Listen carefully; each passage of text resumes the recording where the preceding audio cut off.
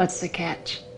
What's the catch? The catch បញ្យលអត្ថន័យឃ្លាអង់គ្លេស What's the catch ជាភាសាខ្មែរនេះគឺជាសំណួរអង់គ្លេសមួយដែលយើងអាចប្រើដើម្បីបង្ហាញពីភាពមិនចង់ជឿឬភាពសង្ស័យលើអ្វីមួយជាពិសេសគឺអ្វីមួយដែលស្ដាប់ទៅល្អឬវិជ្ជមានខ្លាំងពេកដែលធ្វើឲ្យយើងមានអារម្មណ៍ហាក់បីដូចជាមានអ្វីមួយសម្ងាត់នៅពីក្រោយរឿងនោះជាពិសេសគឺអ្វីដែលអវិជ្ជមានវាអាចជាលក្ខខណ្ឌអ្វីមួយឬគុណវិបត្តិអ្វីមួយដែលយើងមិនអាចដឹងនៅឡើយយើងប្រើវាពេកច្រើននៅក្នុងការចរចាជាពិសេសនៅពេលដែលយើងទទួលបានការព្រមព្រៀងពីដៃគូរបស់យើងដែលមើលទៅល្អខ្លាំងឬមានប្រយោជន៍ខ្លាំងសម្រាប់យើងដែលវាធ្វើឲ្យយើងគិតថាដៃគូរបស់យើងច្បាស់ជាមានអ្វីមួយបង្កប់ក្នុងកិច្ចព្រមព្រៀងនោះដោយវាមិនគួរល្អគ្រប់10បែបនោះទេដោយវាធ្វើយើងមានអារម្មណ៍ហាក់បីដូចជាយើងកំពុងត្រូវគេបោកអញ្ចឹងឧទាហរណ៍បើសិនជាយើងដើរសុកស្រាប់តែមានគេឲ្យទូរស័ព្ទមកយើងដោយឥតគិតថ្លៃហើយយើងនិយាយទៅវិញថា You're giving away free phones What's the catch